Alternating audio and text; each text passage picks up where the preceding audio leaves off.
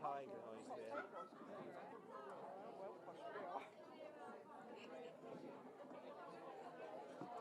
Where is it up top? It's been changed now. Yeah.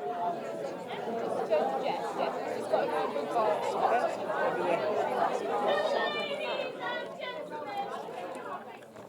time you were here from me for a while, however, part of the day I'm sure you've all been waiting for. Can we please be silent?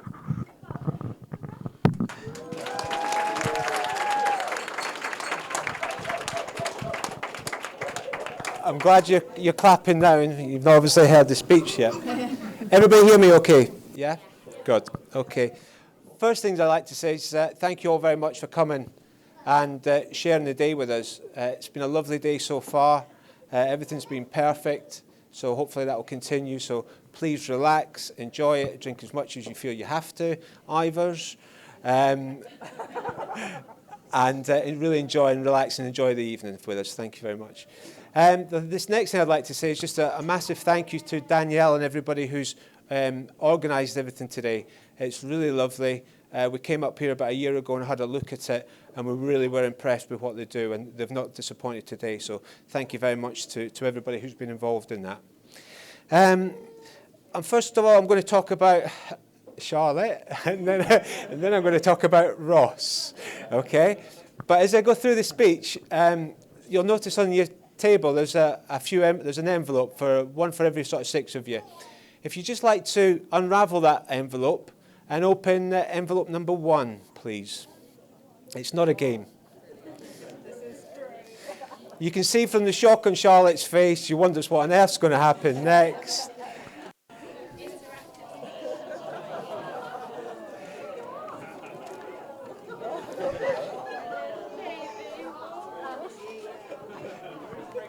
Okay, so I'd just like to say that the main theme for Charlotte, as far as I'm concerned and her mum's concerned, has always been her smile. And from the moment she was born, she had a lovely broad smile on her face. And as if you can see from the 3 pictures that you've just opened, that theme's continued all the way through her life. As a little baby, she had a big smile. As a little girl, even without any teeth, she had a big smile. We're very proud of her, and we're very proud of her for a number of reasons. But she's always, one of the things I'm proud of what she does is she'll always take on a new task. She'll not shy away from anything like that. And she's always got interested and involved in things. Some things have succeeded and some things haven't. But whatever she's done, she's always thrown herself into it. As a young girl, she did ballet, football. What else has she done? Basketball, which she's very good at. Swimming, which she was very good at. And she's always thrown everything that she has at every occasion. Football, yeah. And football, yeah. Part of the ladies' team.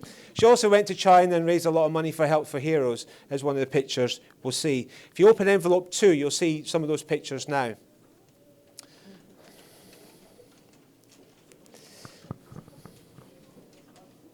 The first one you'll see is she's just done a half marathon there, absolutely exhausted, did quite a good time as well. She's still obviously smiling.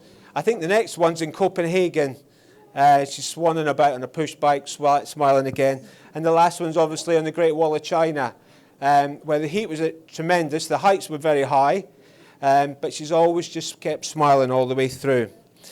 If you look at some of her school reports or some of her job references, they'll always give certain traits like motivated, what else, focused, very, very determined, and also organised. If anybody's been in her presence over the last week or 2, you'll realise how bloody organised she actually is, because she makes herself coming back. Now, to everybody here, that's a very strong character, a very good trait to have. But as a family, we've always known this sort of trait as something we call the whirlwind. Okay? The whirlwind's a very positive thing. It's very physical, but it can be quite psychological as well. But it's always been something that Charlotte's always possessed. If I could just explain it a little bit. If Christopher was to come home from school, the side gate would open, the side gate would close. The kitchen door would open, the kitchen door would close. the fridge door would open, a bit of rummaging in the fridge, and the fridge door was closed. Christopher would give some incoherent grunts, as teenagers do, and then he'd disappear up to his room. Everything was peaceful and quiet.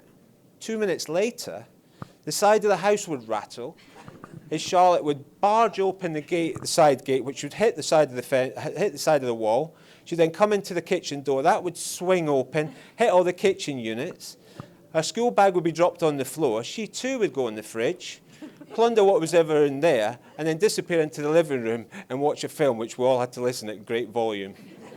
That'd be Disney. Yeah, it would usually be a Disney film.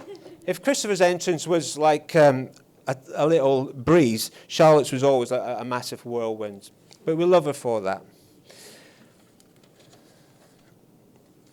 As I said, the whirlwind's a very positive trait, and it's also was the start of things that influenced her into nursing. One day, Charlotte came home, and she made a bit of an announcement, and this announcement was backed up by the need and the must argument. So the picture was, she came in, the side gate banged open, the kitchen door banged open, the bags were dropped, but this time she didn't go into the fridge. She was 17 at the time. Do you remember? She was 17 at the time, and the whirlwind was in full flow, and she made an announcement to Andrew and I. And the announcement went along the lines was, "I'm leaving school." And we looked at each other and said, "No, you're not." She goes, "I'm leaving school. I need to leave school. I need to be a nurse. We need to start looking at universities, and we must get it done as soon as we possibly can, because I've got to get cracking." So we sat there in a bit of a shock and a bit of a daze, wondering what was next to do. So I had to say to her, "Look, Charlotte, you're 17, you can't go to university, you can't leave school, get your A-levels." But she put forward a very convincing argument. It was a cunning plan, and it worked really well. So within a month or two, we were driving around universities. Within a few months, we were at Manchester University, and there she was gone. She was at university. So there you go. Right. When she put the argument forward, we were a bit afraid, and we were a bit concerned about letting our 17-year-old daughter just give everything up. But when we went round and looked at everything and spoke to other people, she'd actually raised a really good argument. She'd actually done something pretty positive about it, and she'd thought it through really convincingly. 3 years later, she finished, she got her diploma, she went to work in the QMC, and in the meantime, she got a first-class degree at Derby University in nursing. The grade is not the important part. The important part is how she did it, and what she did. And stop touching my leg. How she did it, and the determination and encouragement she actually shown to physically get where she was. And I've really, really got to commend how she did that. It was a really cunning plan. And the day we went to Derby was a very proud day for us. And to do what she did to the letter, exactly as her cunning plan was explained to us about 3 or 4 years before, was really something to admire. Now, she's obviously moved on. She's moved in with Ross. She's got a job. She's got her own life. But since she's actually been at, she's left us now, we don't actually get to see the whirlwind that much. And if I could just ask you to open envelope 3, please, before I move on.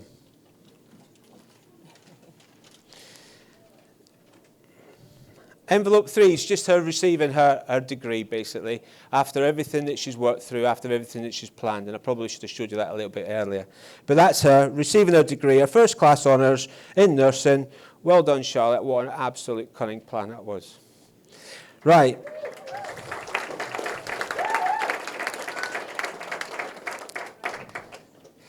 So she's obviously moved out. She's moved out with Ross. And we don't actually get to see the whirlwind too much now.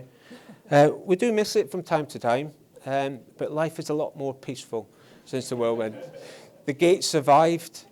We've got a new back kitchen door, and the fridge is always full for some reason. Okay, but we do miss it, and we do miss that whirlwind. The house is very quiet. Ross, on the other hand, is just about to embark on the whirlwind tour. We call it the Twister experience as well. Aren't you, Ross? You've probably just seen a bit of it in the last couple of days. Just to go into Ross a little bit, and when Charlotte and Ross met, I remember having a quick conversation with Charlotte about Ross and just seeing how things were going. And I said to her, as dads do, how's it going, Charlotte? How's this new guy? How's Ross getting on? How's he? Oh, he's fine. He's doing all right. And she told me all about him. I thought, oh, he sounds a nice lad. So I said, I must take him for a Guinness. And she goes, oh, he doesn't drink Guinness, Dad. He drinks lager. Lager, Charlotte? Yeah, Dad, he drinks lager. People drink lager, you know. Oh, all right then. And I said, oh, okay, well, what position does he play at rugby then? And she goes, he don't play rugby, Dad. He plays football. And he's really good at football. I went, oh, okay then. So I said, please tell me he's got a bloody motorbike. She goes, no, he likes cars. He doesn't like motorbikes, which I'm actually grateful for. I went, oh, okay then. So I realised it can be quite difficult for a young lad trying to get past the father. I remember it, John, thank you. It was very, very difficult, particularly with the fathers. But hopefully, Ross, we haven't been too sort of difficult. Hopefully we've been very welcoming. Hopefully we've not been too demanding or overprotective of Charlotte. But when I say we, Ross, I'm not actually talking about Angela and I. Because when I say we, I'm actually talking about Uncle Ivers, Uncle Pete, and Uncle John at the back there, who have all had a very interest in our Charlotte over the years as a little girl, and we're all very keen to see how Ross was and who Ross was. And you came up as a lot of discussions, mostly in the Horse and Plough on a Friday night, when we discussed how Ross was.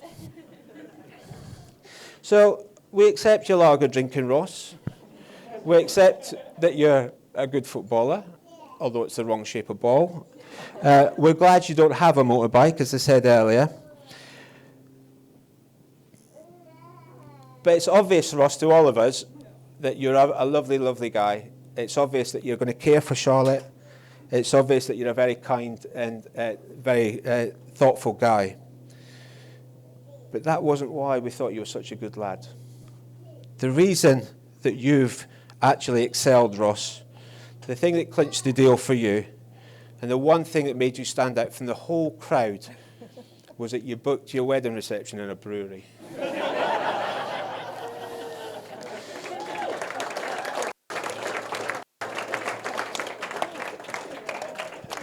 That, my lad, was a stroke of genius. And just to show our appreciation, I'd like Uncle Ivers, who'd like to come down and present you with a good, strong pint of beer.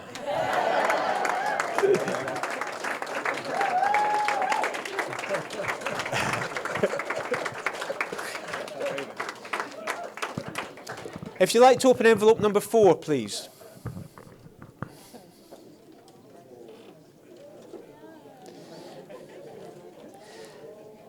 This is a lovely photograph. And for me, it was quite early in the relationship, and we knew that Ross was quite a special guy. And the reason we knew was the smile remained. Charlotte's smile remained. It often exceeded what it was before, and she was always very, very, very, very happy and bubbly whenever she was with Ross. And we we probably knew before you two did that today was going to come. Unbeknown to the kids, we've actually known Paul and Julie for quite a long time. Paul was a colleague of mine. Julie was an old school friend of Angela's. So we're really looking forward to whatever these guys get up to next and sharing that with you throughout the next few years and stuff. So thank you very much and welcome. Envelope number 5, please. Have I missed anything?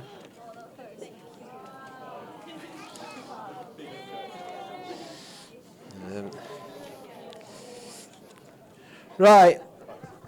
I know it's customary for the best man to read the cards out, but this one was given to me at the last minute, so sorry, Sam. I'll just read it out.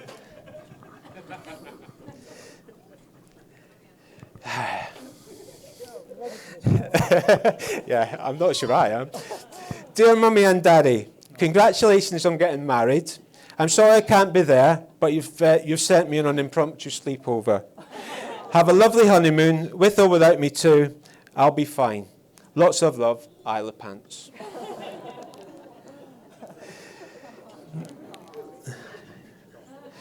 Could you just finally open envelope number 6, please?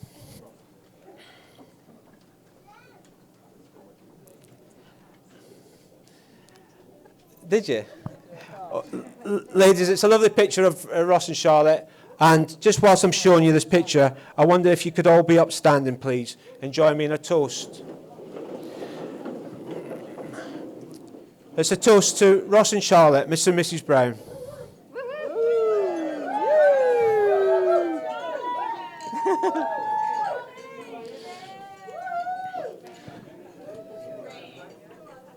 Okay, thank you very much.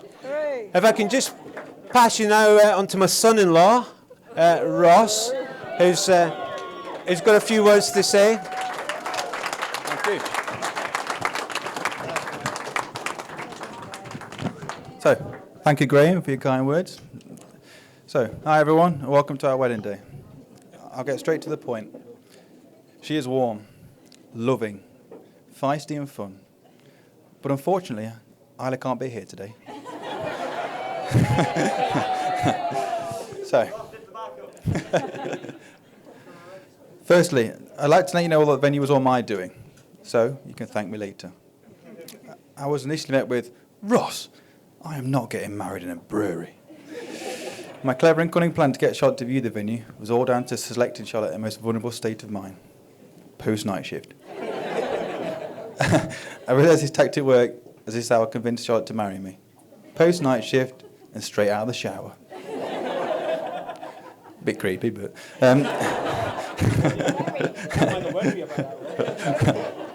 The only time I ever managed to surprise her, get her to agree to anything, or to think I was actually right, for once. Fortunately, she fell in love with the venue, and here we are today, become a husband and wife. So, in tradition as groom, I would like to do a few thank yous to show my appreciation. Firstly, I would like to thank Angela and Graham for welcoming me into their family from day one, and for bringing such a beautiful and caring woman into the world. To Graham, thank you for always being a mentor for Charlotte. Charlotte has always stood you in such high regard and always wants to make you proud. I can appreciate where Charlotte gets her drive and determination from, and her utter disregard for failure. Yeah, that's a big one. You're probably one of the most generous blokes I've ever come across. Maybe today you let me buy you a drink. A Guinness, obviously. I'll get you a lager. To Angela, first I'd like to thank you for providing me with entertainment throughout the years. With some of the things you say, because they're mad. I know Charlotte is grateful to have you as a mother and her friend. You instilled the importance of kindness and fairness, and forgive me, Angela, but sass. Big sass. No man stands a chance when the women of the Mason Perkins family get together. They're a force not to be reckoned with. Thank you both for your support and guidance throughout the years. We're lucky to have you both. Sorry. So, it's you two now. To my mum and dad, a special thank you for all your love and support over the years. I feel extremely lucky to have such wonderful parents. You have both taught me so much and have always supported me to make the most of every opportunity. You've always shown Sam and I that family comes first no matter what. Thank you, Dad, for being the person I turn to for advice and guidance. You've always been there when I needed you, guiding me. Oh, Christ. Sarah. Guiding me through thick and thin. You were the master of dad jokes, the research king, and the man that is never late. Thank you for introducing me to some valuable interests. Football, Leeds, Iron Maiden. Thank you, Mum, for teaching me important values and your complete devotion for Sam and I. I believe you instilled a lot of positive attributes from my childhood, all qualities I'm proud to possess today. a love for animals, incredibly stubborn, and the inability to finish a task once I've started it. That's a big one, that one. Yeah. Thank you for giving me a brilliant childhood and for taking Sam and I on different outings. It's clearly evident how well you were doing. Till Sam turned up. Again, Charlotte and I are lucky to have you both, and we're always confident that you'll always be there for us.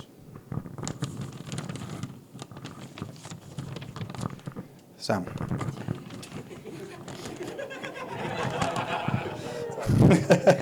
No, it's not that bad.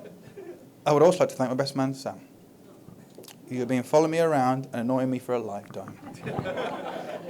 You've been a great younger brother and always understood and obviously respected that I am obviously better, older, and wiser. I think I instilled this notion from an early age when I decided throwing stones at each other was our source of entertainment. I may have thrown one too hard and accidentally threw one right at your forehead. You became increasingly annoyed and angered by the situation, which only got worse when you attempted to chase after me, shouting, "You would tell Mum. You would tell Mum."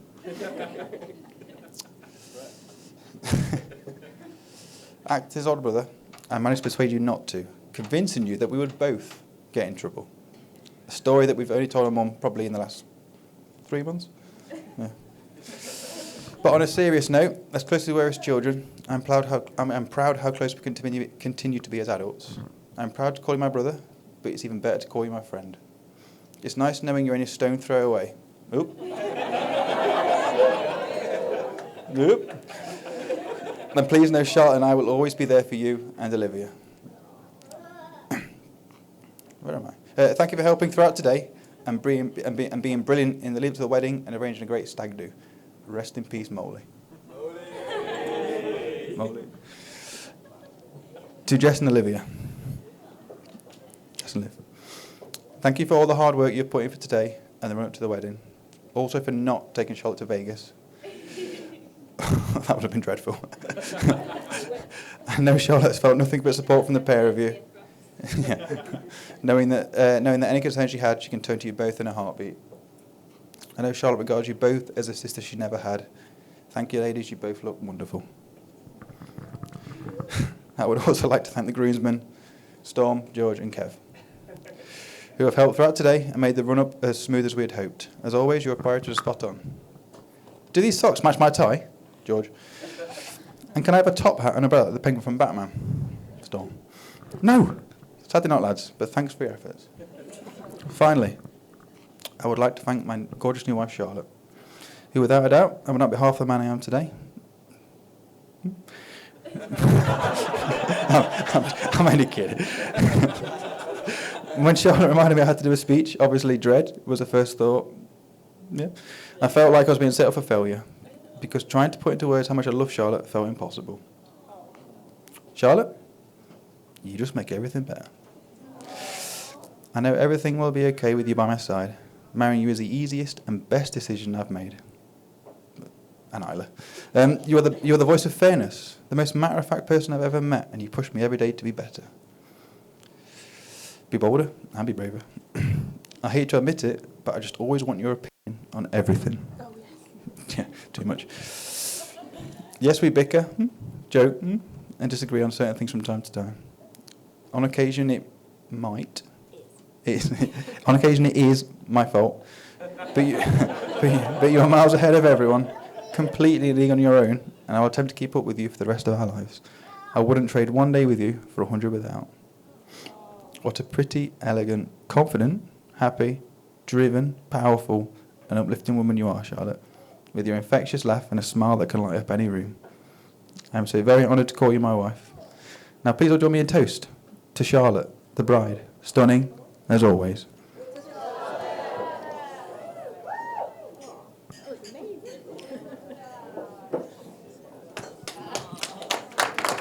I'd like to pass over to Sam, the best man.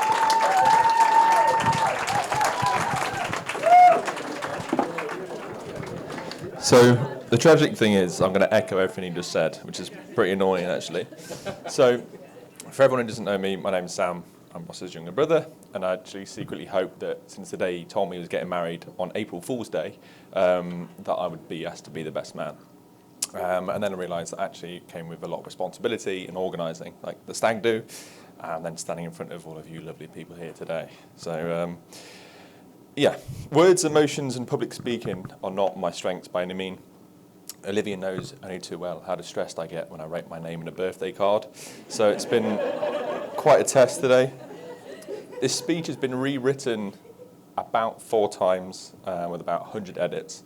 I tried to make it funny, realised it probably wasn't going to be, and so actually went with a bit more honest and sentimental. So the laughs stop, and let's all try to not cry, especially me actually.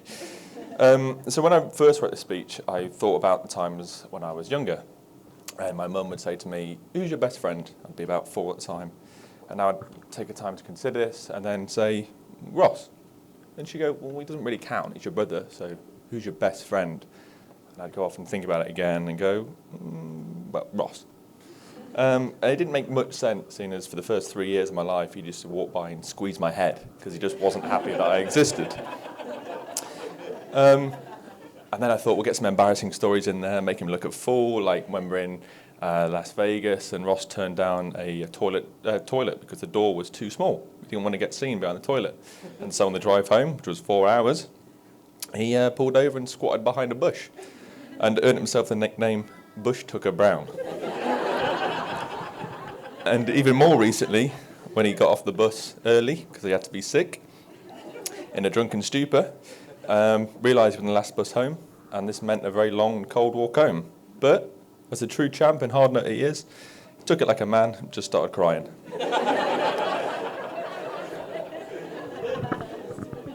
But when I think of Ross, that wasn't the person that I thought of, and it wasn't the person I wanted to talk about today. He's the person that used to stick up for me when I was young, and even more annoying, like you said. He is actually still the person that makes me laugh more than anyone, which is tragic, with the stupidest of jokes. And even though at times I probably seem like the more confident brother, he's actually always been the stronger of us both. And in the last few months, while I've been rewriting this and annoying Olivia, waking up at 5 a.m, walking home after a few beers, thinking I was Oscar Wilde, I've felt the nerves lift, and actually I've felt quite privileged to be able to talk openly about someone that I don't ever do. To me, he really is my big brother, and tragically, and as much of a cliche as it is, if Mum sat me down today and asked me who my best friend was, I'd probably say Ross. Enough of the compliments though, because he won't let me live it down. You've seen that today. To the bridesmaids and of course to Charlotte, how beautiful we both look today and how lucky you all are to have each other. But Charlotte, what can I say, mate? Rather you than me. You can answer his daily quota of 1,000 questions without any complaint. You have the decisiveness to his hesitancy and the logic to his sheer confusion. I really am happy that you've met, and I believe you really are the perfect match. And today I feel honoured to say that you get to spend the rest of your life with the best man I know. Someone who's helped me out countless times and I've looked up to for 28 years. So well done, Mum and Dad, for raising such a top bloke. Congratulations to both of you. I wish you a lifetime of love and happiness together. Thank you.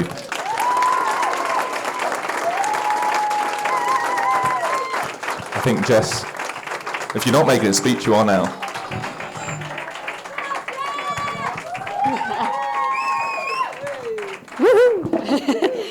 Hello everyone. Hope you're all having a wonderful time. Right then, here we go. For those of you who don't know me, my name is Jess and I'm Charlotte's maid of honour. Woo! I've known Charlotte since primary school, and I first started to get to know Ross after a New Year's party in 2012. Since that time, I've watched an incredible partnership grow into true love. Ross, I'm sure you know that you're a very lucky man to have Charlotte as your wife. She's beautiful. Sorry, I don't know why I laughed at that.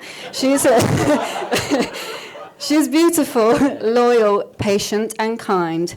But there's one thing that you must know. Charlotte and I have this promise. We've had this promise since we were 8 years old. when Charlotte gets rich and famous with her future singing career, and she has to go to all these VIP events and walk down the red carpet, I am Charlotte's plus one. I'm sorry, Ross, but we shook on it many years ago. I was obsessed with riding in a limo, and I thought this was going to happen as Charlotte's plus one in her fancy celebrity lifestyle.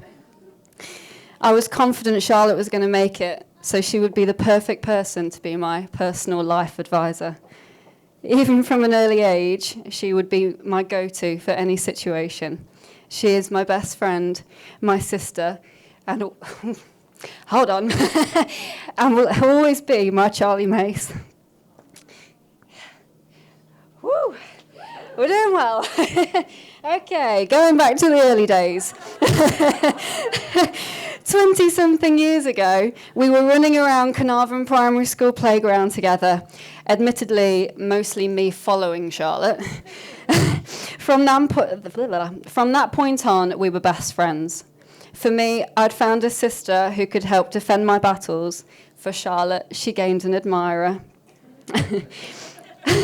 I knew when I met Charlotte she'd be a good egg, so I latched onto her like my lifeline. I did indeed. I wasn't the coolest kid in school. But Charlotte saw something and she stuck by me. She will defend, she will protect, she will be a shoulder to cry on. She will cheer me up when I'm down and tell me straight when I need to hear it. Yeah. One day in primary school, I told her that someone had stolen my Toy Story lunchbox, which she was having none of. She stormed off, and by the end of break, she returned with it in hand, my hero. Another time, we were playing tag, and a boy had tripped me up, resulting in me flying through the air into a somersault. Again, Charlotte wasn't having this. She ran off to hunt him down and came back, hand over one eye. Calm and collected, she said, I need to go to the nurse. The boy had panicked and thrown berries at Charlotte, which was now floating around her eye. Charlotte and I have some fantastic memories. Flicking through old photo albums, as you do preparing for a speech, I was reminded of all the good times, as well as our terrible sense of fashion, questionable hairstyles, and weird makeup choices. So true. From day one, Charlotte was obsessed with Disney. We went to Disney World together for Charlotte's 9th birthday. We even made personalized T-shirts. Back then, the coolest thing I could think of to go on our T-shirts was, hello, my name is Jess. And happy birthday, Charlotte. Combined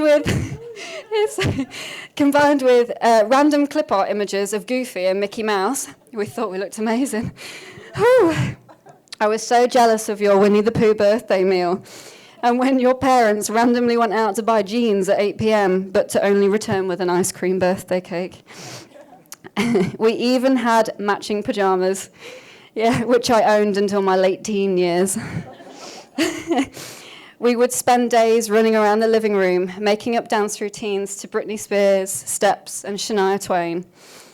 We shared some hilarious moments together, and with Chris as well.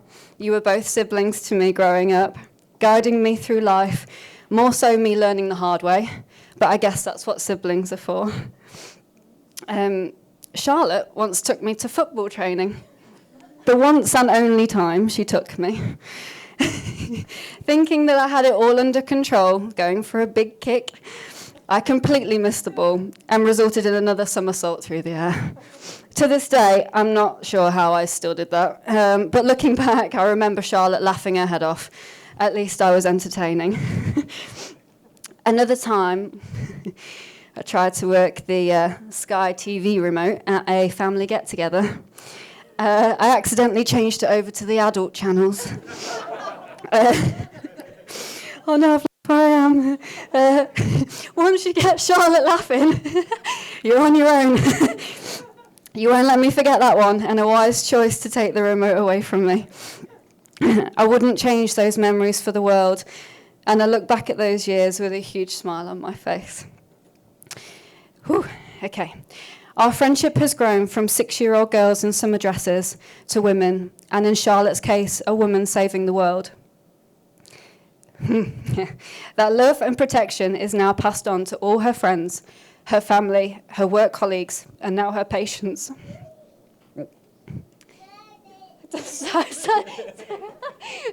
Keep it together. Over the years, I could not have asked for a better friend, and I'm so very honoured to be stood here today with you on your wedding day. Oh my God. I was there for all of Charlotte's significant moments in her life, the biggest being the start of a beautiful love story between Charlotte and Ross. My first memory of the two of them together was during a New Year's party in 2012, sitting in Olivia Loudham's living room, making first impressions and small talk. Due to her nerves, Charlotte accidentally spilt lemonade all over herself. In a mass panic, we hunted out a hairdryer so she could continue to Ross in a dry condition. He had no idea. It was great. In that moment, I saw the spark that has grown into the couple that you see today. Through the years, they have explored the world, bought a property, found Isla. I can't wait to see what happens next. Prior to this day, myself and Liv had the wonderful job of organising the hen party. The Nottingham girls went to Henley-on-Thames for Prosecco-fueled antics. 3 of us even took a refreshing dip in the Thames. Woo! Getting the full experience out of the canoe trip. Although the girls live all over the country, and Lizzie, who's come all the way from Australia, woo! Hey! When we are brought back together, we know how to party. Thank you, ladies, for making that weekend fantastic, and an even bigger thank you to Liv. She made the hen party possible. Whoop, whoop.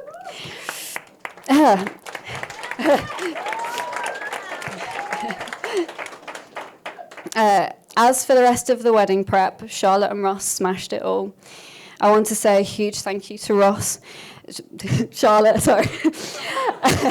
Just Ross. Sorry, Charlotte, Ross, and their families for today. I can safely say from everyone here today, it's been stunning. Every part carefully thought out, and we are all honoured to be part of your big day. Last bit, I'm sorry. I couldn't be happier for you and your future with Ross, but to also see where our future leads us as well. Hopefully embarrassing our children by knowing all the lyrics of Shania Twain. Now Charlotte has grown into an amazing woman, and it is an honour to see the person that she has become, to have stood beside her today as her bridesmaid and as her friend. Charlotte has a beautiful heart, mind, and an innate sense of what is right. For as long as I have known her, the most important thing in life has been her friends, her family, with the addition of Isla, her love for her work and to help people. Ross, hey up. I look forward to our future moments, our future memories, and our future friendship. I am so happy for you both. I wish you two all the love and happiness in the world. Whew. I know that there are many happy years of love and togetherness ahead of you. As the maid of honour, I would like to propose a toast. Woohoo! To my best friend and her wonderful new husband. I wish you both the best things life has to offer. Here's to love, laughter, and happiness in the many years to come. To Ross and Charlotte.